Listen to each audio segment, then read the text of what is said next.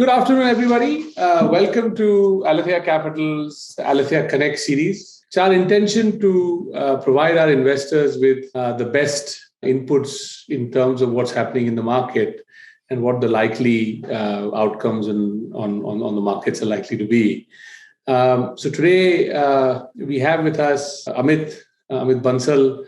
He's the CEO of Augment Wealth Advisors. Amit is a friend of Aletheia. I count him as one of my closest friends in Hong Kong. But essentially, his background is that he's a trader. But like I say to him, he's a trader who can write.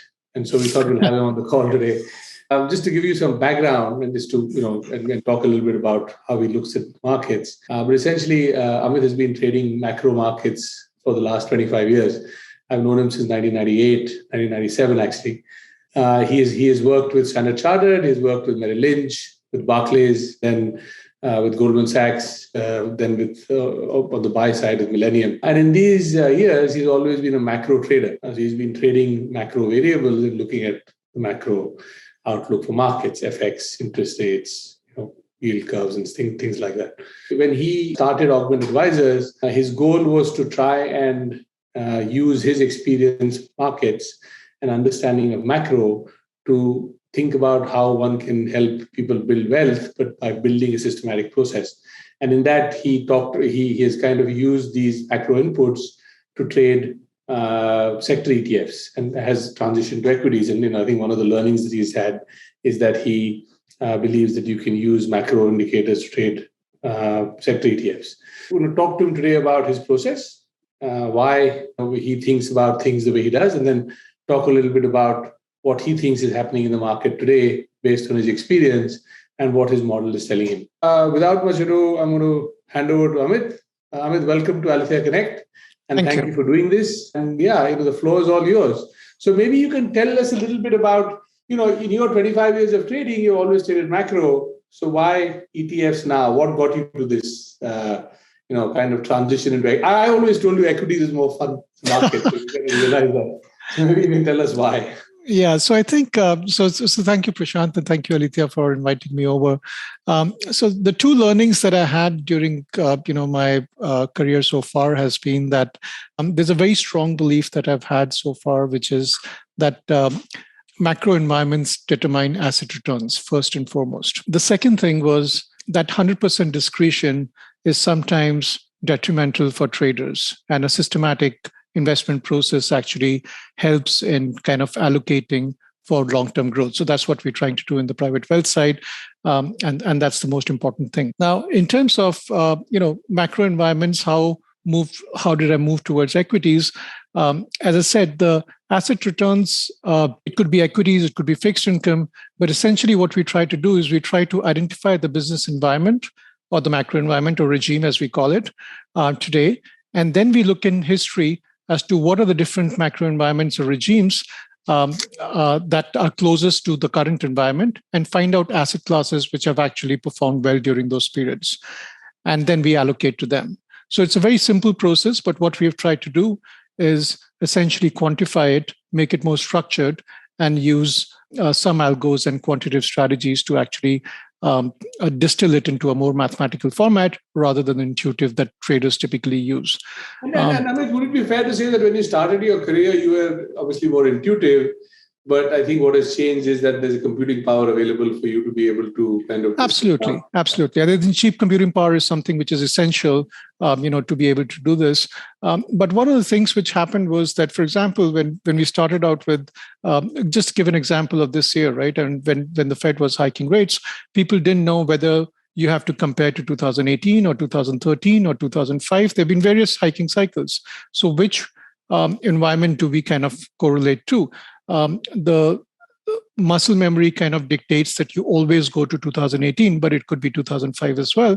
So this is a more structured way of making sure that you don't have loose gaps, you don't have gaps in understanding or have a preconceived notion about the environment that you're in. Because once you've set your mind to it, then typically your asset allocation will determine will be determined by that. So this takes away those biases. Why don't we just quickly jump into your process a little bit, and we'll try and keep it very quick on the process, and then talk a little bit about the views. But I think people will want to know a little bit about what's happening in the market now and what your views are. So before we get there, I think it's important to establish the process, right, and how you go about doing it, so that people understand where you're coming from. Absolutely. So we start with identifying 8 macro factors, and I have 6 out here, but there are 2 more which I won't.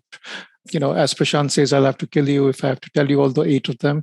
But essentially, these macro factors are ones which determine growth and inflation expectations within the economy. And we have stuff like break-even inflation, money supply, commodity prices, China credit impulse, global IP, industrial metals, etc. So everything which we think, in my experience, which go into determining a cost of doing a business, is essentially included as part of this thing. What we do is we look at the change in these macro factors, and they can change based on fiscal and monetary impulses which world central banks are kind of imparting to the economies. And then we look at similarities between change of these macro factors over time. And what we do is we basically cluster them together, and that's what is used to create these macro regimes. We found that these macro regimes are cyclical, and there's a chart which you can see on the screen out there where you kind of, you see that the regimes kind of move from 0 to 5. 0 to 5 is just a number. They're just 6 regimes that we use and identify. And we also find that asset returns typically tend to are uniform within each of these regimes. So they kind of follow the regime and kind of perform similarly in each regime. And that's what your model has kind of found. Absolutely. Okay. All right. Yeah. So both reaffirmation from the model as well as the initial hypothesis that we had.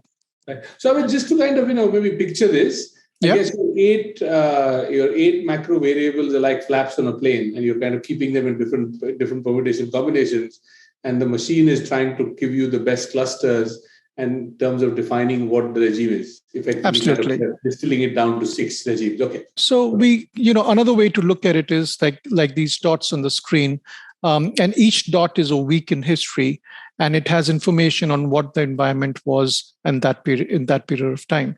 And what we do is we collect all the weeks in history which are similar macro factor returns, for example, and we cluster them together. And this way we get these 6 regimes. So it's a graphical representation of what we do in terms of the mathematical outputs. And as the current dot, so one of these dots would be today, for example, and this dot will continue to move through different regimes as time progresses, and which means that we're moving from one macro environment to the second macro environment, and so on and so forth. What we also do is, because sometimes they're walking regimes, like you're moving from one to the other, we tend to look at probabilistic estimates of where today is with respect to the 6 regimes. And that gives you a fair bit of an idea as to what is the closest regimes, what is the next regime. So it has some predictive power in terms of what the future has in store for us. And it's also an acknowledgement that it's not perfect, right? I mean, at the end of the day, nothing is perfect. We don't know. Yeah. It's not holistic. So that's a good way to look at it. Okay. Absolutely. Right. So this is one, a way that we look at it. What we also do is that, as you said, that no model is actually perfect, and there has to be a feedback from the market. What we do add to the selection is investor behavior and price behavior. So we have something like sentiment, fund flows, price momentum signals, etc., which are added to the asset selection to make it a bit more robust and have market feedback coming through. Now here, I mean, in terms of, I was just again thinking about this, effectively your model is telling you a score, it's saying that, this should perform and this should not perform. Yeah. Then you're looking at signals in the market to see if it's being reinforced and actually. Absolutely. Yeah. So when we see reinforcement, for example, we have, let's say, technology as one of the sectors which is likely to perform, and then we actually see people kind of invested in technology, that gives us a little bit more reaffirmation that, it increases the scores, it improves the scores and the confidence level from our side as well. Here, what we say is essentially, how different people, there can be different attributes to performance. But what we have found is that a systemic allocation, which is based on this particular model, it actually has good historical returns, both in terms of live as well as outperformance to the S&P. This model that we have currently is essentially for, there's a global allocation model as well as the US model, and this depiction is for the US model. And I was just so that we know, this is a little bit of a plug, but I guess you are outperforming the market. That's your goal, right? Your goal is to outperform the S&P. Absolutely, yes. That's and, what. And the other thing that you're not doing, and I guess one would say that, but you're still negative. Excess. You're talking about excess returns. Yeah. But you're not shorting anything yet. The model doesn't short the underperformers. It's not doing. Yeah. So this is not a long short strategy. It's a long only strategy. And as a trader, there was always this thing that you can never beat the S&P, and what we tried to do was essentially try and beat that. So this is an endeavor from our part in terms of trying to beat that basic index, which is kind of difficult to beat in the first place. This is an example, and this is something which changes over time. But this is an example of what different asset classes do well and what don't do well. So just to give an example, we are in regime 4. And we were in regime 5 end of the year. And if you just go back in time, you see that in regime 5, which was end of last year, NASDAQ, technology, discretionary, and real estate were the top performers. And this is based on our model output. This is not on actual numbers. And MSCI Europe, China, Hong Kong, etc., were not doing well. We are currently in regime 4, where gold, energy, EM, and MSCI India does well, and Japan financials and discretionary does not do well. It gives you an idea of what the outputs are. So we look at two ways. One is we look at the broad allocation, like in terms of what is the allocation to equities, what should be the allocation to fixed income, commodities, etc. And then within that, we look at what are the best asset classes to kind of own in terms of selection. You're currently, if I remember correctly, we were having a chat before, but you think you're transitioning to 3. Yes, we talk about that in the views. Yeah. So essentially, this is where we are. So this is the last, 6 months where we were in 5. We moved around in 1, 2, 4. Currently, we are in 4, and we have the probability of number 3 is increasing significantly. It's almost 20% right now, and that gives us a bit of a predictive power in terms of what the future holds for us. And on here on the right, we basically look at what each of the regimes actually means and what are the broad allocations. And you see that in regime 4 you have faltering growth and inflation, and then you in regime 3, which is active withdrawal of policy support. So it intuitively also makes sense in terms of what the central banks around the world are kind of doing, and actually contra to what people think. When there's active withdrawal of policy support, the biggest allocation and outperformance actually happens in the fixed income markets because they're forward-looking. It also happens to be one of the lowest allocation to commodities in all of 6 regimes, and so on and so forth. So this is how we kind of broadly allocate.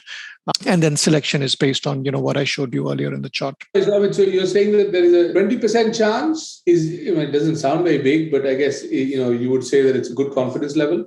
I would say that 20% of this particular regime is kind of high because it doesn't happen many times in history, and this essentially is a sustained as I said, an active withdrawal, but also it sometimes leads to recessionary conditions, right? So this is the transitory phase where if the central banks continue doing what they're doing, then after that the stage beyond that, which could be economic slowdown, or you can have an economic shock which requires large policy support.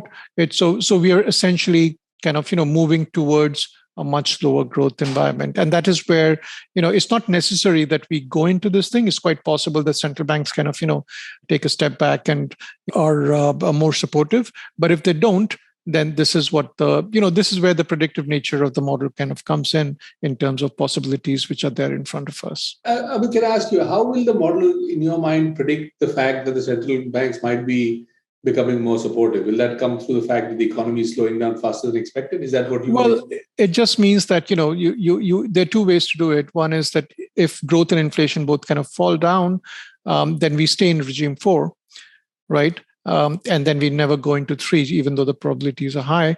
Or the other thing is that we quickly move from 3 into 1 or 0, where you have a slowdown or a policy shock. So 0 is typically a shock, which is something which happens either during COVID times or the GFC or something of that sort. But typically we kind of spend more time between 1 to 5. So essentially, when we get to here, and I guess this is appropriate time to kind of move into what we're thinking right now, and what what are the possibilities or opportunities that we see currently.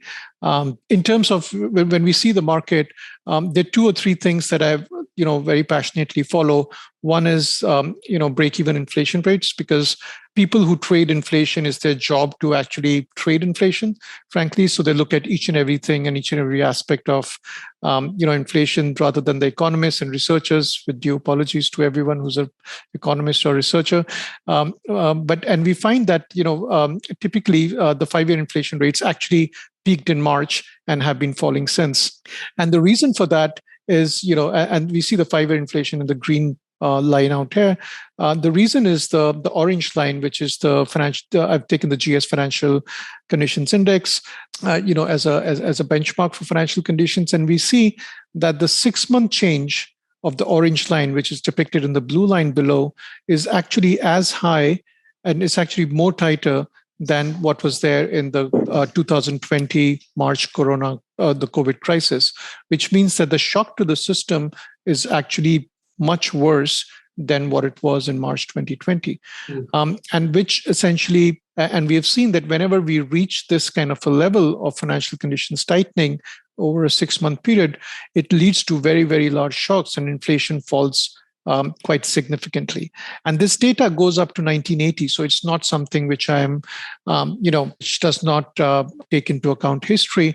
As I said, our model basically looks from 2002, but, we look at large data sets, and there are only 3 events in history, which is the GFC, the March 2020, and nowadays, which sees such a large condition. So, sorry, are you saying that although the Fed has raised interest rates, and we are at what, 1.75%. Yeah. It feels like the weather, right? That, it might be 15 degrees, but it feels like 10 because there's a wind chill factor. I guess what you're saying is that it feels like credit conditions have tightened a lot more than what the numbers suggest. Yes, so absolutely. And I think that, just looking at the Fed funds rate is not appropriate enough. What the Fed has done through forward guidance is much worse, as in much tighter. And I would say that it's actually at as much as what the 1980s episode looked like, and that is what we show in this chart, where this is a kind of an interesting chart which I like a lot. It traces the 30-year bond relative to a 200-week average of the 30-year bond yield itself, and from 1980 to now. And the reason we take the 200-week average is what is important for an economy is the change in the debt servicing levels, because over a period of time, the economies and the economic participants actually adjust to a certain level of debt. And once the Federal Reserve does a shock to that level of debt servicing, that's when the expenses, etc., or the spending patterns change. And we can see here that the rate of change of this is actually quite similar to the 1980s shock. So contrary to what most people think, that the Fed has not acted as much as they should have, we think that they were very, very slow to start off with, but they have actually ramped it up tremendously over the last three to 5 months. And we think that pace of change actually rivals the change which was there in 1980s. To put into context, right? I guess most people say that Mr. Powell is kind of, compared to what Mr. Walker did, Mr. Powell is kind of still being very circumspect, that he hasn't done enough. If he was late, he hasn't done enough. But you're actually saying that, if I read this correctly, that the rate of change has been as rapid as 1980. Yeah. And so I would say that, the debt to GDP of the US at that time was, let's say, 30%, and right now is about 125%. Now, in terms of debt servicing, if you double interest rates from 10 to 20 at 30% of GDP, or you double the rates from 1.5 to 3, in terms of the bond yields we look at, because not the policy rate, you actually have the same impact, adjusted for the total debt to GDP of the country. So I would say, and that's what this chart tries to kind of portray, that from a trend level perspective, the shock to the economic system in terms of debt servicing is very, very high. And 200-week is probably long enough to kind of, in your mind, I guess what you're saying is that it reflects market conditions that the businesses got used to. It's roughly 4 years, which is typically a business cycle. We would say that 3 to 5 years is a business cycle.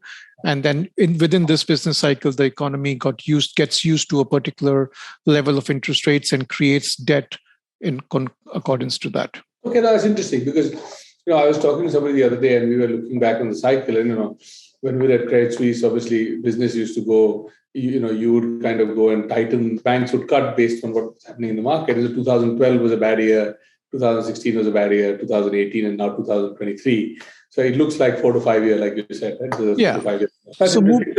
So I guess one conclusion is that actually the market has acted, the interest rates have moved a lot more than people give it credit for. Yes. And that's what the headline says, that this Fed has acted in the last 3 to 4 months in a way that Mr. Volcker did in his tenure when he was looking to crush inflation.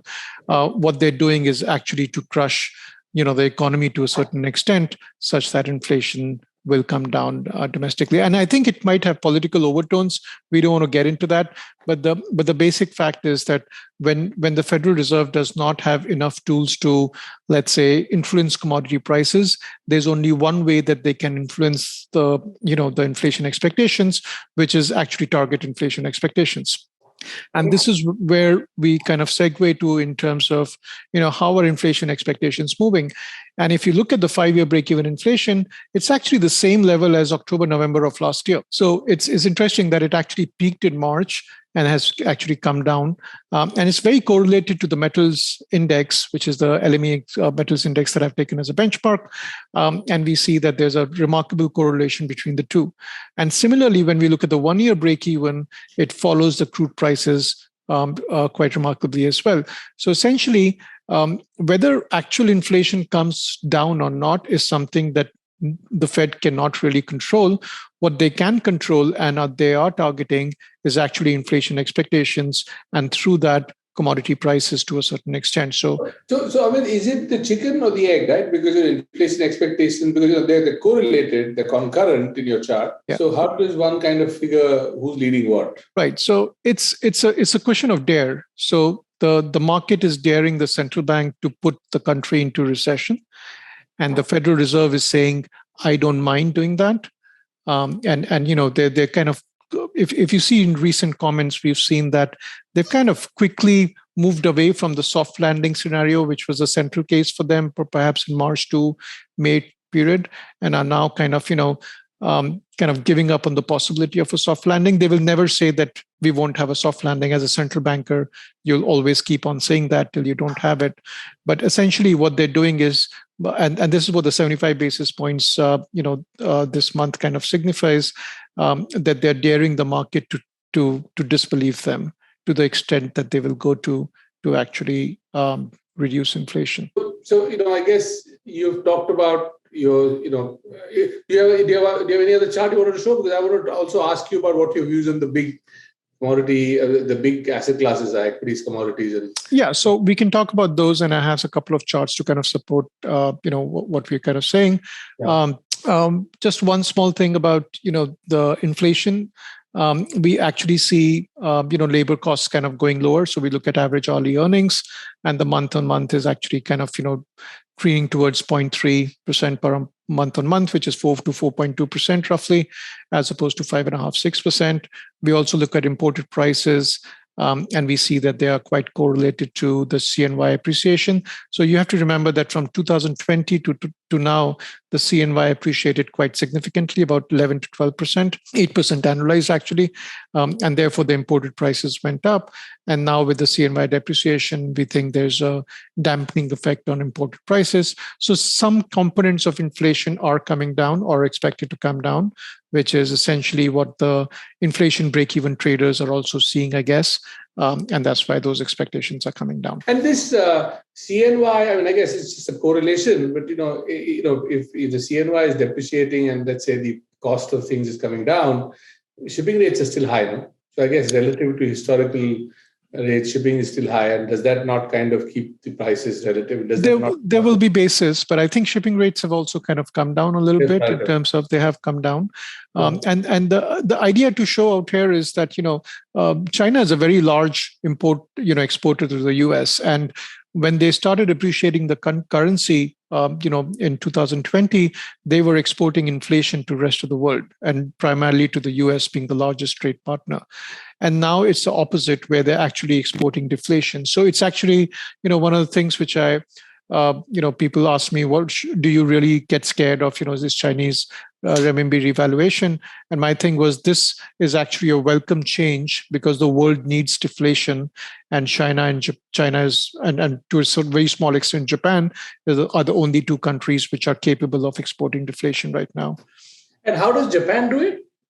By currency weakness. Right. Okay. Because it's an exporter too. Okay, got it. Yeah. Okay. I guess what you're saying is that the Fed has acted, inflation's coming off. In some ways, it's a post-inflation world. So what do you do with the markets? What do what does your model tell you? What does, and how do you look at it? And how do you kind of, think about it? So let's go back to, what our very generic, expectation is. Like, if you go into model 3, regime 3, which is essentially the top performing asset is the 10-year bond. Yeah. Fixed income is the best performing asset. Communications and technology actually, does better as well compared to other commodities and, Europe and India in this case, for example. Now, the reason intuitively, because we always try to read what the model is saying and intuitively see whether it makes sense. That's the classic the process that we have, and we find that during times of recession, there are two options that company investors have. You can either invest in stable but lower cash flows, or invest in negative cash flows, which are which could happen in small caps, for example, or whatever.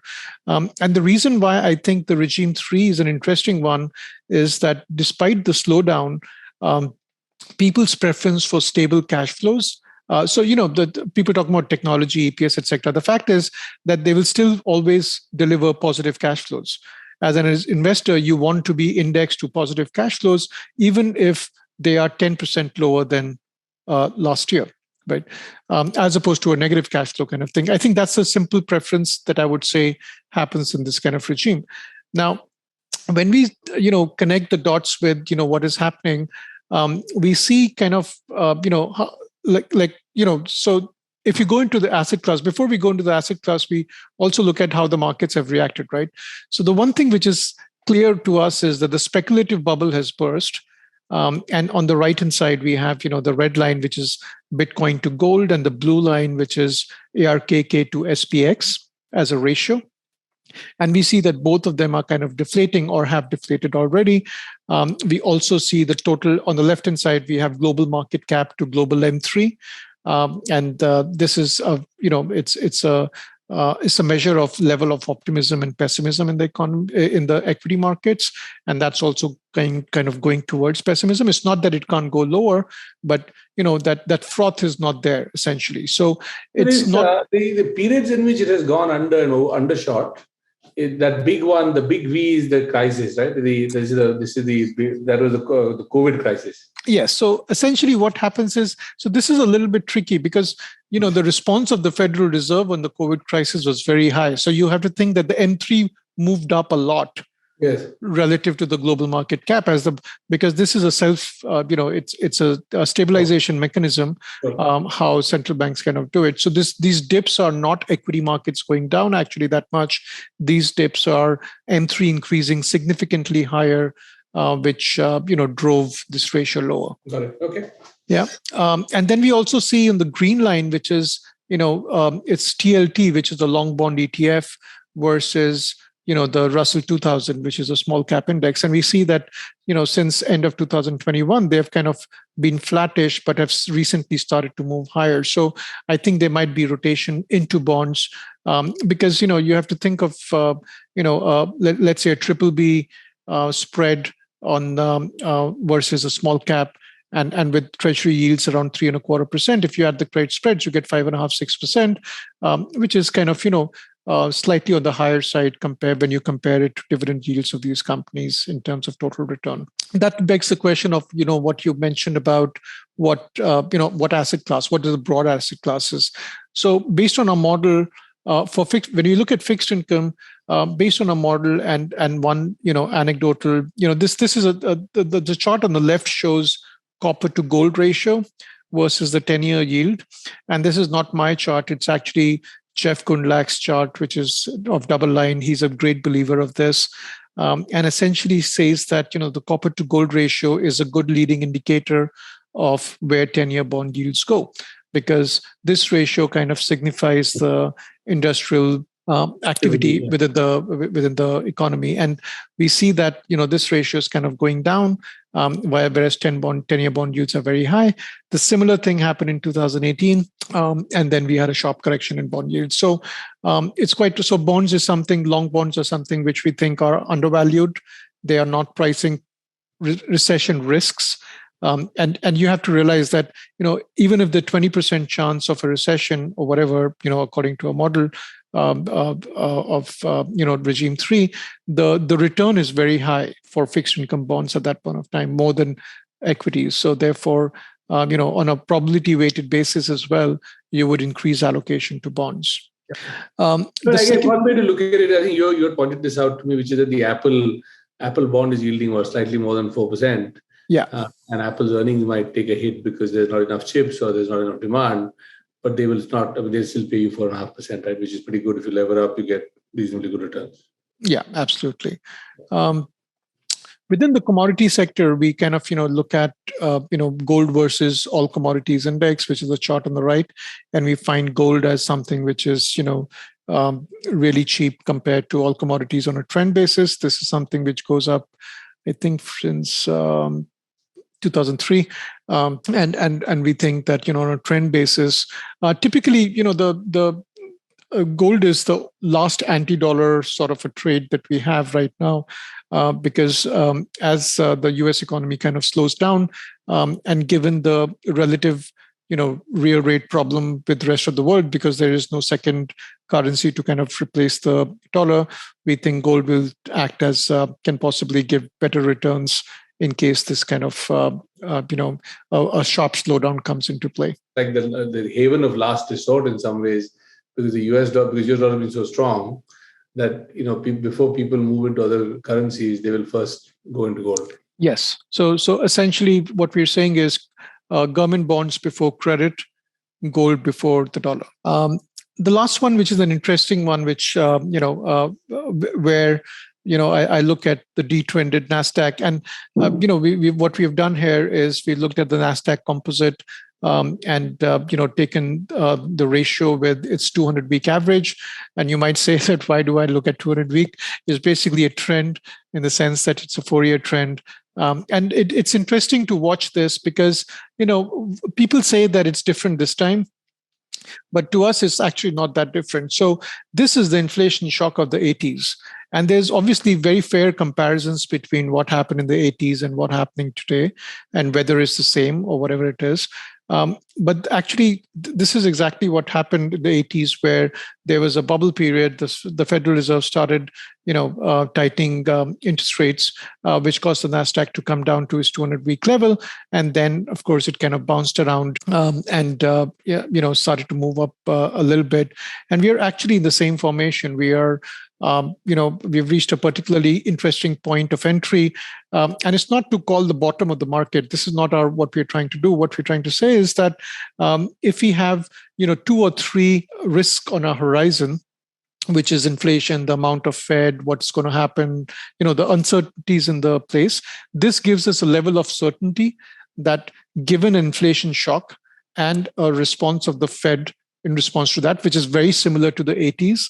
The NASDAQ will not behave any different to that period of time, where we think that, yes, it can go lower. I don't know whether it's going to go lower or not, but it's at a very, very attractive entry point, and which kind of segues into what our model was saying, that if number 3 does come through, then NASDAQ and technology and communications are the, are probably the top performing asset classes, going forward. On this chart here, this detrended NASDAQ, right? Yeah. I think it's interesting. As a fixed income trader, you're looking at 200-week average. In equities, people look at a 200-day average. But never mind, that's just one way to kind of think about things.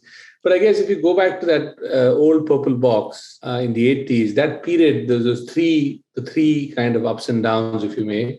Yep. What period is that? Is it like over 10 years? Is it 8 years?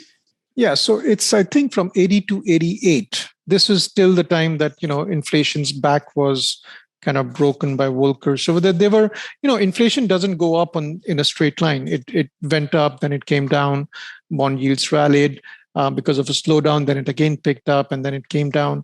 So this is what the process is. Now, all it's trying to do is that, it's just kind of giving the relative valuation of a trend versus today's prices. Sure. I guess what you're saying is that the correction has been sharp and rapid relative to historical trend, and we might be in for, it might be attractive given that, and I think this is interesting because we go back to the NASDAQ of today is different to the NASDAQ of 2002, which is 2002, and a lot of companies with cash flows. So in some ways, what you're saying about wanting to be with cash flows probably plays out. There are enough companies in the NASDAQ making money, right? Yeah, the NASDAQ earnings is very different, as you said. And an interesting point in terms of these 3 events, which were the Iraq war in the 91, the post-bubble in 2000, 2002, as well as the credit crisis. These are 3 important events which were sort of credit events. So, credit crisis is well known. You and I talked about, Iraq war.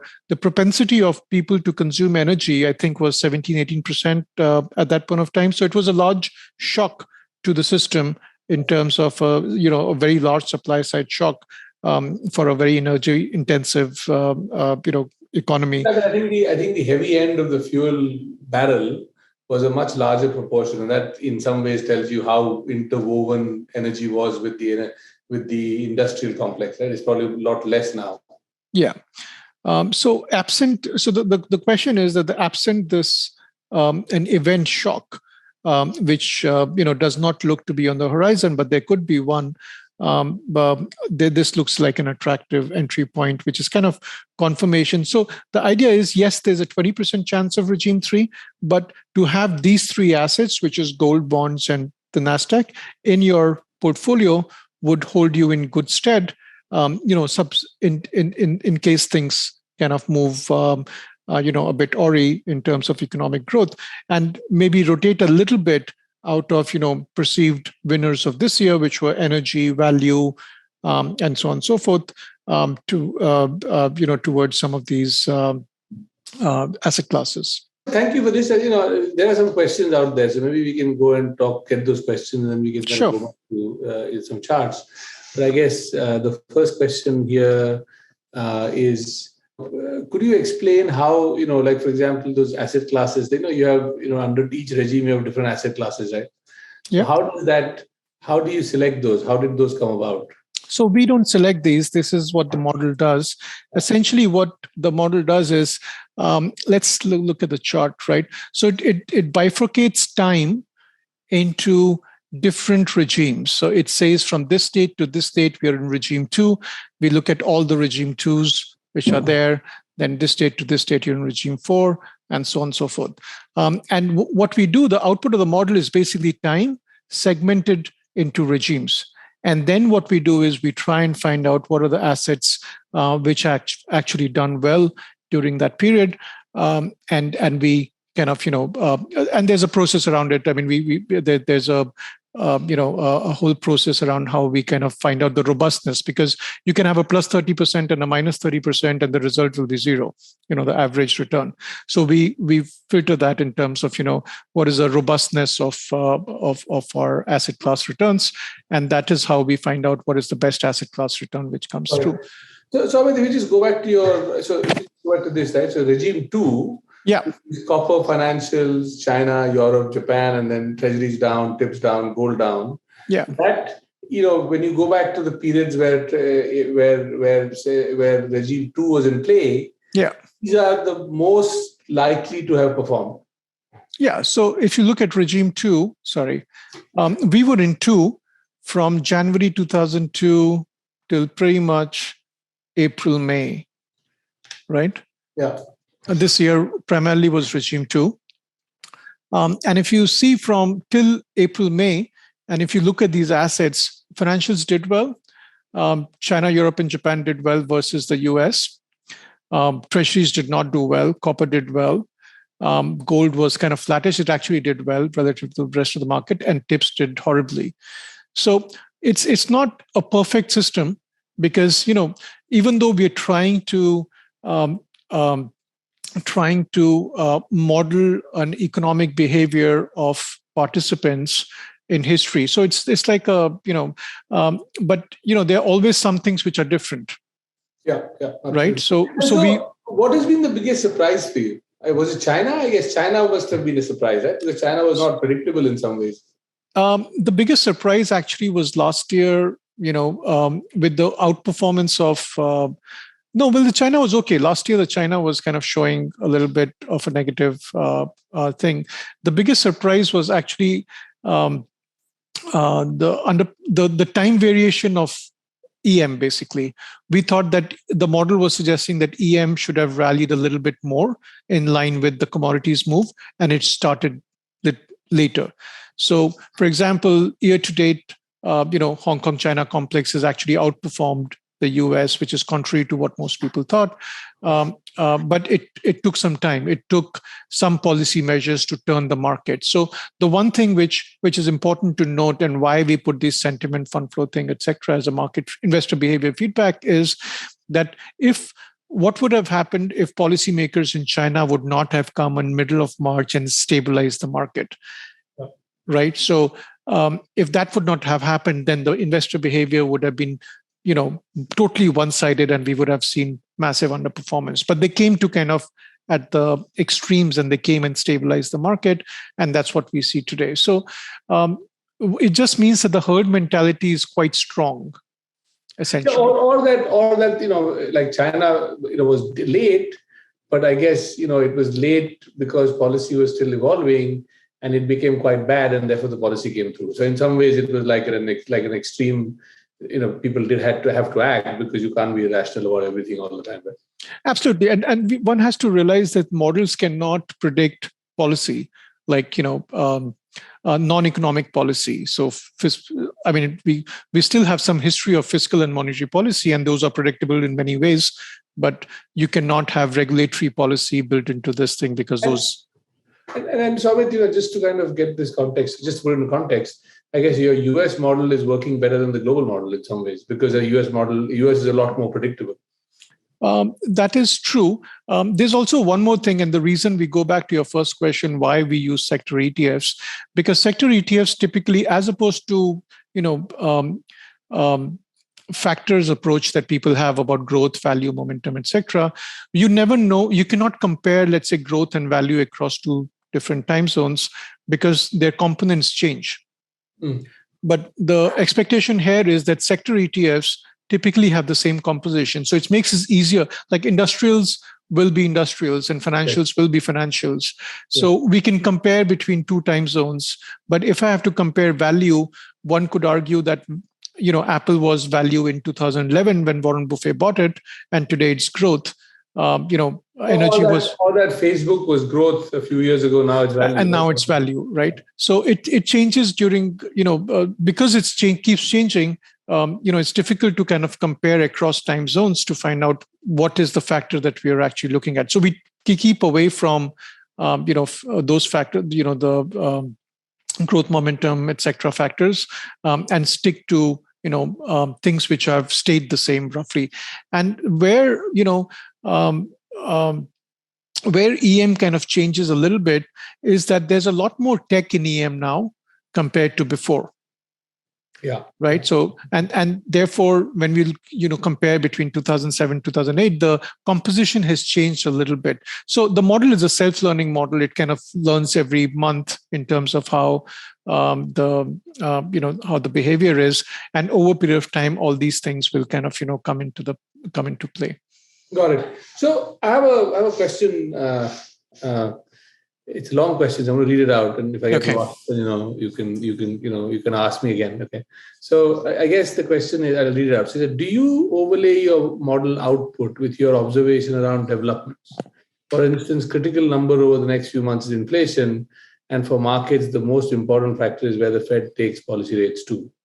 Your model seems to be implying that the Fed will pivot sometime and reverse course. Is that why bond yields could decline and therefore the Nasdaq looks good? Okay, so the reason why we look at the long end bond yields and not the short end bond yields is the fundamental belief that I have, having seen these markets for a very long time, that the Fed cannot control the back end in a hiking cycle.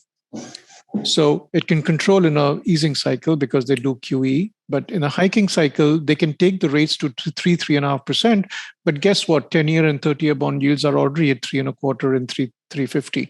So I don't think it's relevant what the Fed does. The question that is relevant is what happens to real interest rates, what happens to inflation break-evens when the Fed gets there. And to a certain extent, the declining inflation expectations that we see right now in the market is tantamount to the people actually believing that the Fed is going to hike to 3%, and that will trigger a recessionary event in the market. Now, when we say that buy Nasdaq or it's an attractive place, it's not that. You have to see from the context that asset allocation according to a model for equities is actually quite low, and fixed income is very high. It just means that amongst the 11 sectors, for example, we just find the model suggesting that technology and communications are two sectors which are likely to do well. Then we kind of interpret why would that be so. And when I'm talking to you today, that is my interpretation of what the model is essentially saying. Got it. It doesn't need the Fed to pivot. Actually, it just needs the Fed to do what they're doing, and it will trigger a lower growth. This thing. So if you when we say this, and this is not something that I've said, it's not written today, it's written like 8 months back. Regime 3 is active withdrawal of policy support. And that's what we're seeing. We're seeing active withdrawal, both in fiscal as well as monetary terms. Okay. All right. Look, again, for people on the call, if you have any questions, then either you can type them in the chat box, or you can, virtually raise your hand, and we'll call on you to ask the question. Right. So, once again, if you're on the call, if you have any questions, please ask. Please feel free to ask. We are happy to answer them. So, Amit, in terms of, while we wait to see if there are any more questions, I guess my question for you is how, how do you, so you talk a little bit about your process, right? And so after all this, so you are rebalancing on a monthly basis? On a monthly basis, yeah. Right. And your risk, talk to me a little bit about your risk management. What do you do? I mean, I guess, the one lesson that you took away from Goldman is risk management. Risk management, right? So, not to say that the others don't do it well. It's one of the difficult things to do on a discretionary basis. So we look through various processes, and generally, mean variance optimization or and negative correlation kind of assets is one way that people do it. But we use a very simple approach, which is threshold-based triggers, which is that if a particular asset that you've invested in goes below a particular threshold, then we kind of get out of that asset, right, for the rest of the month and keep it in cash, and then redeploy the whole cash at the end of the month. Now, the reason, the reason we come to a particular level, which could be 5%, 6%, or whatever it is, whatever the threshold is, we backtested some, over 3 years and found out that a particular threshold looks good, and we apply that. But we find a lot of comfort in the sense that this kind of process actually works well for two reasons. One is that it takes away the possibility that the model is always right. So the model can be wrong, right? It could be possible that we are in a different thing which the model cannot learn, or we are going into a completely new regime which we haven't modeled on a historical basis, right? Which, let's say, happened in March when the Russia thing happened, and they were, because you can't model war. Yeah. So that's one thing. The second thing is, from a vol-adjusted return basis, the return looks much better because if you see if this thing, you see this March 2020 and current, right? There's flattening of the blue line, and this flattening of the blue line basically means that you're essentially in cash, right? It doesn't mean that we don't redeploy. At the end of the month, the 2nd of April, we redeploy. Now, the one thing which I tell all my clients also is it's difficult to sell, but it's more difficult to buy on an up move. It's almost impossible once you've seen, let's say, 3,000 on the S&P, would you be able to buy at 3,500? It's very difficult, right? Psychologically, it is. Right? Psychologically, it is extremely difficult. So what we do is we keep, once we hit a particular stop level, then we keep it in cash till the end of the month, and then we redeploy at the end of the month compulsorily. And that's essentially what helps us kind of, that's why a systematic nature is more important in both risk reduction as well as risk increase. Got it. Yeah. Got it. Okay, so there's one more question. So it says, let me read it out again, right? So as for some other factors that markets focus on, such as forward valuations, has your model found that they don't have good predictive power? And if I may check, many models work on mean reversion as the underlying principle. Does it apply to your model as well? Okay, so there is no mean reversion in this because if there is a new regime that we haven't seen, then it will show up as a new regime at some point of time. The second thing is about valuation. We never go into the valuation debate. The way it works is if you look at valuation or forward valuation, you will see a remarkable correlation between real yields in 10 years and forward estimated PE of most of the equity markets. So let's say S&P, for example. S&P today at 16.5 or something is roughly following the real yield. So at 70 basis points or 65 basis points of positive real yields in the US, 10 years, S&P should be at 16.5.